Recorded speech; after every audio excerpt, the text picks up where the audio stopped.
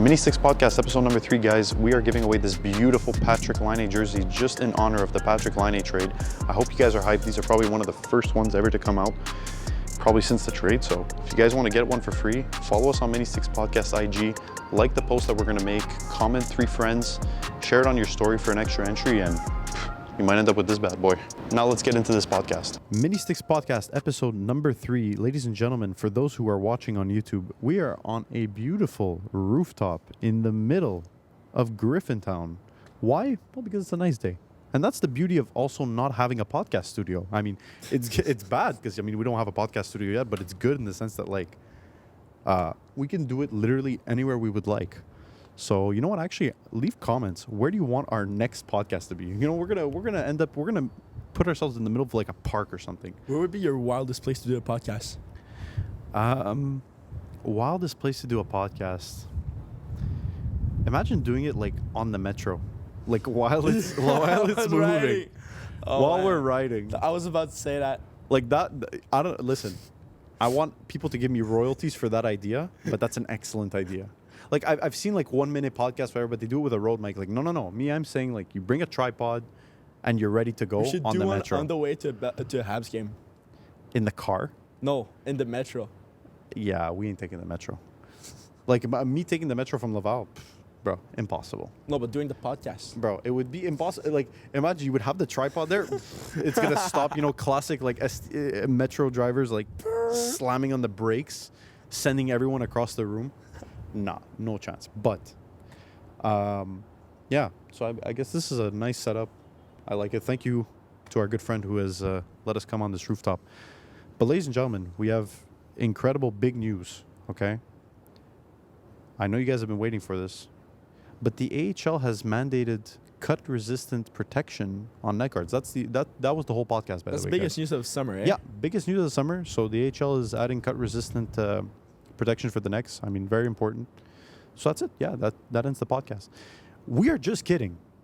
Patrik Laine, a 40-goal scorer when he entered the NHL, is now a Montreal Canadian. Can you believe it? I cannot. Still, it's been, 5 days? No, since the trade? I'm still pinching myself. Me too, man.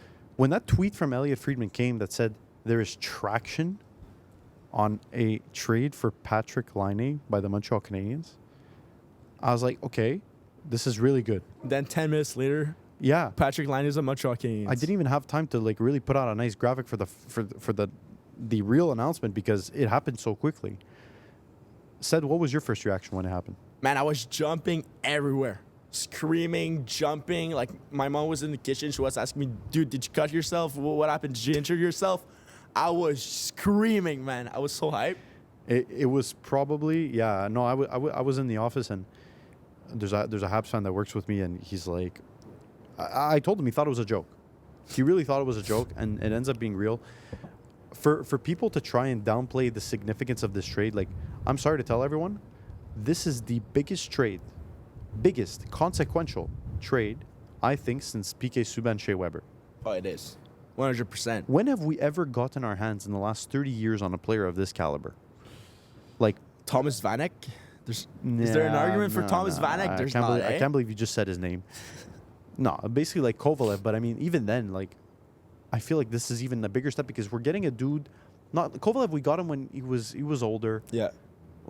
We're getting a dude now at 26 who has a lot of life left in him.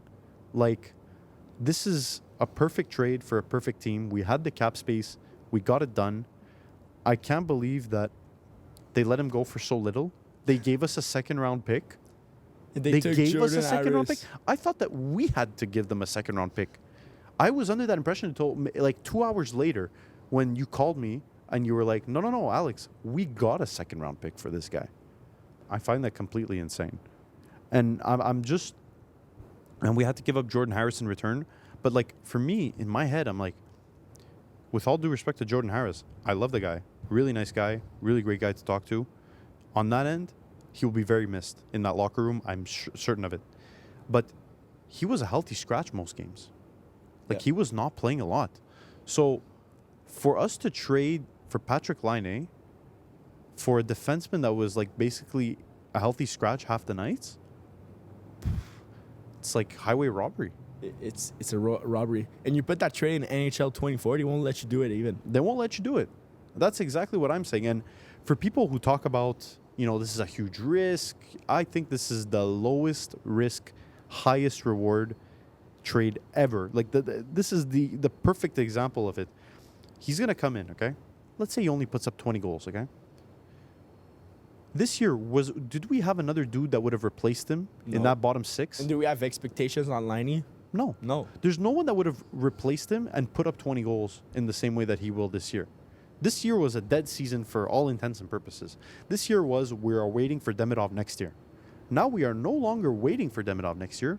We have something to look at right now in our own brains and say, there is something cooking here.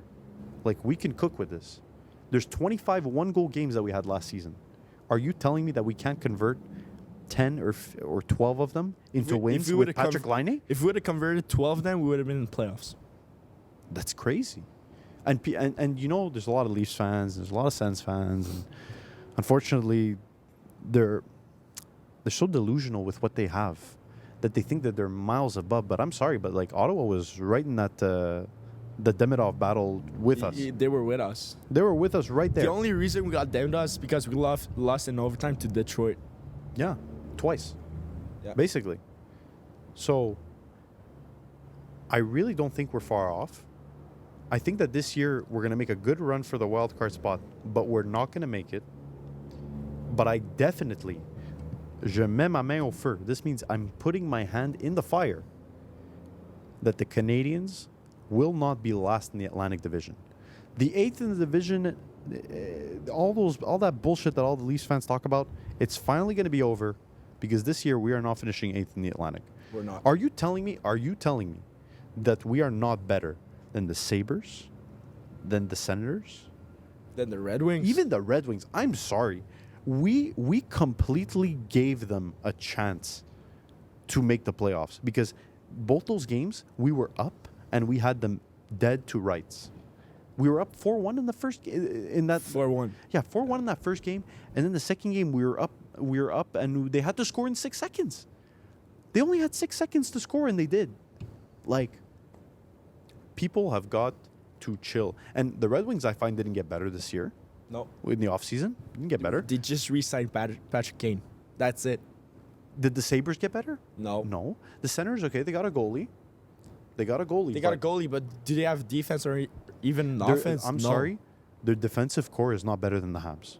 It's just not. It's even worse. And I put it up because there was some Sens fans that was talking about our defense. I was like, guys, like, you guys employ Artem Zub on your top line. Like, I'm sorry.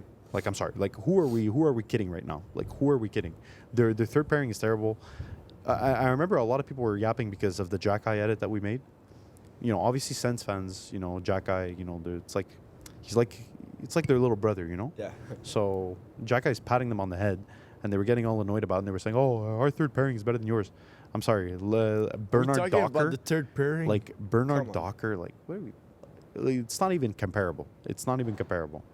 So I look at it. I just don't see the Canadians finishing last in the Atlantic. No. Now, how many goals would you put for Patrik Laine this season?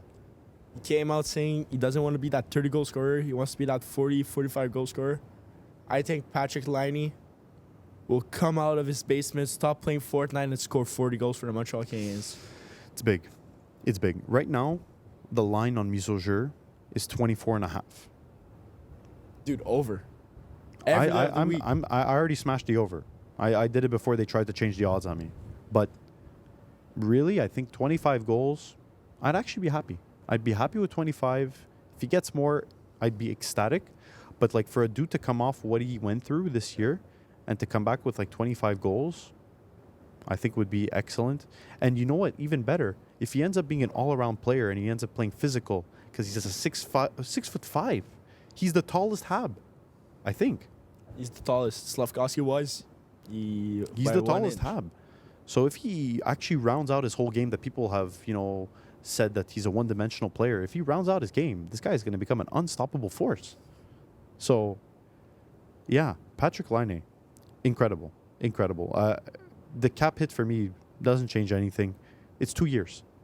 And people try to compare it with Drouin because, you know, they have the same number and everything, but It's clearly not the same thing. completely different. Drouin had the pressure of being a French Canadian in a Quebec market. He had the pressure of having a 6-year contract. He had the pressure of being in a mode where the Canadians wanted to win now, and that he was going to be the savior as the center to come and save all of this. And he was younger too. Right now, Patrik Laine is entering with the lowest expectations he has ever had. Patrik Laine has that playoff experience. He's got that. He's a veteran in the NHL. He's 26 years old. Yeah, theoretically, yeah, you could look at it that way. He went to Stanley Cup semifinals. He's the one we needed. Yeah. No, and you know what? Basically, if you think about it, if you put these last 2 years together, we basically had the option on either taking a chance on Pierre-Luc Dubois or taking a chance on Patrik Laine. I'm sorry, I'm taking a chance on Patrik Laine every day of the week and twice on Sundays. Like, no brainer. Basically, it would have been the same thing. We would have both had to, take a reclamation project either from Pierre-Luc Dubois or Laine. And I think the Canadians, for good reason, passed on Pierre-Luc Dubois, and Patrik Laine is now a Hab. Yeah. It's insane. And you know what? Thank God, because for us that go to games like 3 times a week, this changes everything. We got to come out with a new song. Oh, yeah. No, the new song it's cooking. It's cooking. Did you text the Ghost Riders? Yeah, the Ghost Rider. That's me. That's me, basically. So, I mean, I think it's going to be absolutely incredible. I think this year is going to be finally the first year where you guys are going to see HFTV at the peak, because we are finally going to have something to cheer about. Like, really, really, for real. You know? Like, something tangible that, like, okay, I'm not walking into the season expecting us to finish bottom 5 anymore. If we end up bottom 10, if we end up whatever, fine. But you know what? I think we'll be competitive for a long period of time. Whereas last year, first game of the season, Doc gets injured. Merci, bonsoir. Yeah. Like, we're also going to have Doc this year. It's insane. Okay. It's really crazy. Question for you. Yeah. Are you keeping Slafkovsky, Caulfield, Suzuki, or you're mixing both lines? Listen, it's going to be really, really, really, really hard to ignore Patrik Laine on the first line. Are you going to make 2 first lines? Or one It's going to be a 1A, 1B. Yeah. It could be interesting. I don't know any other team that plays with a 1A, 1B type setup. Do you? I know. So I don't think that's what's going to happen. I think they're going to start him on the second just so he can get comfortable. But, like, man, having Patrik Laine on your second line, like, the mismatches are going to be great. And you know what? I'll even say this. I think Brendan Gallagher and Josh Anderson are going to have one of their best seasons. As the fourth line, as fourth liners, third liners. Oh, because man. think about the mismatch. Like, Josh Anderson, sure, on a first line, maybe not there. No. Second line, maybe not there. But on a third line, and Brendan Gallagher's there too, who definitely played better this year. I think that both of them are really gonna do some good work. And, like, if you think about it, if you put in our heads like the team that we had 2021, okay, the biggest difference obviously on defense, we had way more veterans. Yeah. But if you look at the forward group, you've got a good mix of vets and you've got a good mix of young guys, and it's really interesting. I'm not saying we're going to the cup this year. I'm just saying that, like, if we were to make the playoffs, there is something there that could be even supplemented at the deadline. Let's say if we're in a good position to really make something happen. Like, I wouldn't walk into that and say, okay, we're out first round necessarily. Mm-hmm. You know, the Leafs do that. But we don't do that. Like, I've explained this to people, like, playoff experience, it does matter. Oh, well, there's only 2-3 guys. Well, you know what? It's 2-3 guys than the Maple Leafs right now. Like, Brendan Gallagher and Josh Anderson, for all the Leafs who trash on them, they have more playoff experience than Austin Matthews, Mitch Marner, and Nylander combined. Don't forget about Nick Suzuki and Cole Caulfield. Nick Suzuki and Cole Caulfield, too. They all have more experience. So, I think, overall, there's nothing bad that can come from this. It's the lowest risk, highest reward type of trade that I've probably seen, like, ever. It's a no-brainer.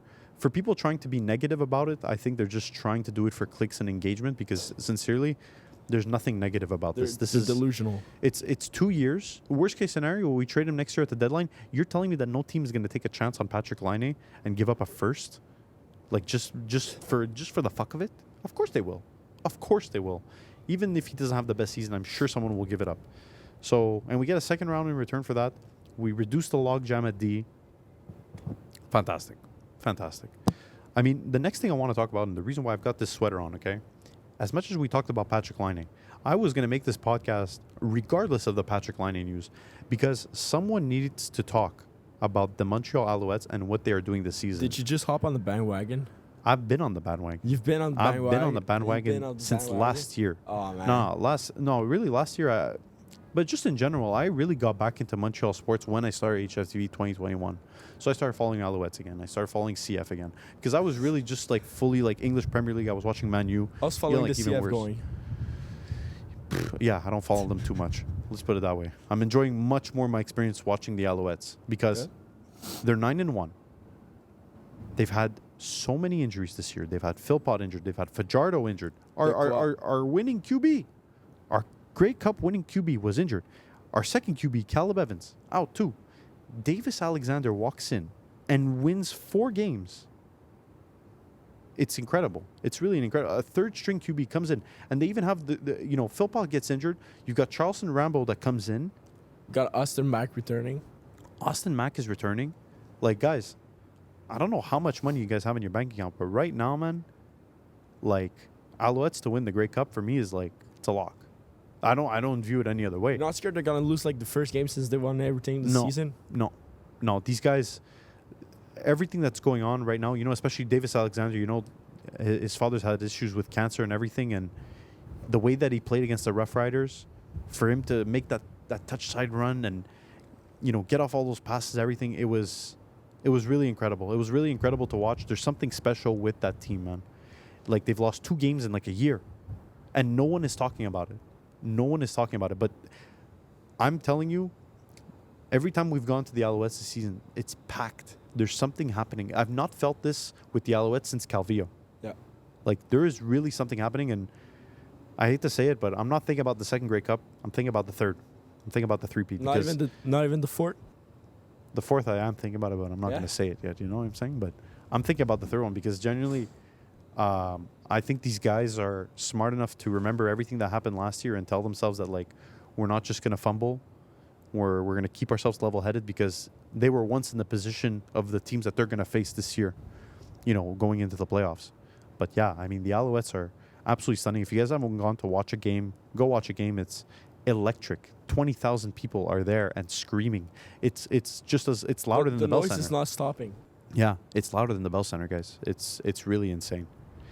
I mean, that's all I had to say about the Montreal Alouettes. I'm so in love with the identity that's been brought in ever since Pierre-Carl Pelado bought the team. They're all speaking French. The content, I love the content that they're putting out. Genuinely, I don't have any bad things to say about them. It's just a great organization. Bad thing about them? Go ahead. Please build a parking lot. Yeah, the parking lot situation. Listen, you could park at Place des Arts and you take the metro, but listen. When have you ever paid for parking? Never, man. Probably today because I told you to pay for parking down here. You know what, Alex? Yeah. I paid for 1 hour. You paid for 1 hour. I paid for 1 hour. You're raw dogging the next hour of this. Yeah. Yeah, it took us an hour to set up this. We'll see downstairs if I have a parking ticket or not, but I hope not. I'm putting over. Parking should be free, man. Parking should be free? Parking should be free. Why? I don't know, but it should be free. I have no argument in that, but parking should be free. Well, listen, if parking is free, they're just going to reduce the number of spots. I'm telling you that. There's no incentive for the city to make it free. I'll tell you that. They have more incentive to make it another bike lane than to make it free. I'll tell you that. We're not talking about Montreal politics right now. We are not. What we will talk about is Rutger McGroarty, who was poised maybe to come to the Habs, maybe go elsewhere, but he definitely wanted out of Winnipeg. He goes to the Pittsburgh Penguins for Brendan Yeager. I think that's a great trade for them, by the way. Yeah. Like, the dude wants out, and they managed to get a prospect of, like, equal caliber. They're both 14th overall pick. Like, they really did not have to give up that much, in my opinion. The guy already wants out. How much, like, worst case scenario, you pick him up. You sign him at the end of his, like, I don't know. I never understood why they gave up so much, but let's just put it this way, okay? The reason why I'm bringing up Rutger McGroarty, okay, on a Montreal Canadiens podcast, okay, is because Sed kind of knew what was coming. Well, we all knew what was coming, but Sed knew a little bit more, okay? Because we were on our flight back to Vegas, okay? And Sed, for the whole trip, decided that he's telling everyone, oh, yeah, by the way, just got drafted 8th round, 230th overall pick. Just a complete yap fest, okay, from start to finish. And eventually, like, I had to ask him, we were all telling him, like, bro, please stop, whatever. It wasn't only me and Ulyss. Yeah, okay. Ulyss is 514 edits, for those who don't know. He's the one who makes the great edits. And eventually, you end up sitting on the plane next to who, Sed? So basically, Alex was completely passed out. Ulyss was in the middle seat. I was in the aisle seat. And right next to us was a nice lady, super, super nice lady, which she was talking to us, asking us about draft and everything. So we told us, yeah, we just got drafted in the 8th and 9th round. She told us, my son got drafted to the Winnipeg Jets a couple years ago. But he wants out of Winnipeg. We didn't really think much about it. But you didn't think much about it. I didn't think much about it. Ulyss didn't think much about it. We were both exhausted. So we started talking to her about the minor leagues, NCAA, the Quebec Pat, and everything. And she presents us her husband. Her husband, general manager of the Muskegon Lumberjacks. So we go out the plane. We look on internet. Oh, she didn't want to tell us who her son was. So it's just look Muskegon Lumberjacks general managers. Turns out there's a lot of pictures on the internet with him and Rutger McGroarty. Turns out general manager of the Muskegon Lumberjacks, Rutger McGroarty's dad. The lady was Rutger McGroarty's mom. And you basically lied to Rutger McGroarty's mom. I basically lied to Rutger McGroarty's mom. I cannot believe that. Like, she lied to me too. Well, bro, she didn't lie. She was telling you, but you weren't trying to listen. She was literally telling you, my son is Rutger McGroarty, and he wants out of Winnipeg, and you decided not to hear it. Completely insane. When I heard this story, when I got off the plane, and they tell me this, I think I'm the one that checked up who was GM, and I look at it, I'm like, Sed. And you know what's funny? I think Rutger was also on the flight. He wasn't.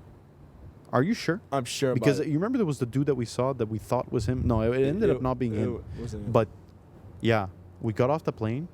I look up the GM. I'm like, you really, this is exactly why we told you to stop doing this, because literally, yeah. So it was Rutger McGroarty's mom, ladies and gentlemen. I just want to apologize to Rutger McGroarty's mom. I'm not a liar. I was just trying to play a joke, but if ever you want to come out to Montreal and watch your son play for the Pittsburgh Penguins against the Montreal Canadiens, you could come over and we'll have you. We will host you. We are giving you free tickets to a Habs game to shift this lying.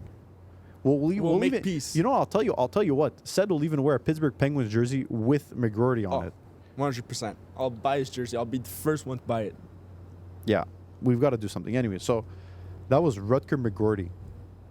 So when he got traded this week, I had the cringe of remembering that story.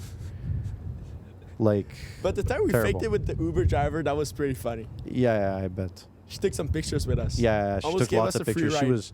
She was buzzing. I think she was all dressed up and everything, and obviously after hearing this, whatever, we told her, oh, yo, come out with us, whatever, and she was like, no, I can't. But then she was getting tempted. Dude, she was really getting tempted. She was putting it on the Instagram and Snapchat stories. Yo, I'm in the traffic. Oh, so funny. That's the end of today's podcast. Just really short. Just wanted to talk about Patrik Laine, Alouettes, all that kind of stuff. If there's someone you guys want to see on the podcast, let us know. We're going to restarting inviting guests and everything once the season starts. That's when everyone's really going to start getting back into it. The interesting conversations are going to come from it. Let us know if you guys want to do a few episodes in French. We are clearly capable of doing a few episodes in French. On est capable? On est très, très capable. Yeah, oui. On est bilingue ici. Ouais. Garde-le ton anglais. So, yeah. I mean, that pretty much ends the episode. And I guess we'll try and make this a weekly thing. You know, now with training camp coming up, you know, we're going to come out with, you know, our lineup predictions. We're going to come up with our player predictions. Don't miss it. You know, and just as we mentioned at the beginning of the video, we're giving away this Patrik Laine jersey. It's probably one of the first ones that's been created, for sure. So we're going to be giving that out both on Mini Sticks Podcast on the Instagram and on HKY Jersey on Twitter. You follow both those accounts. You comment on the posts that we make. You're in good hands. You're ready to go. All right? So take care, everyone. Have a great day. Have a great day.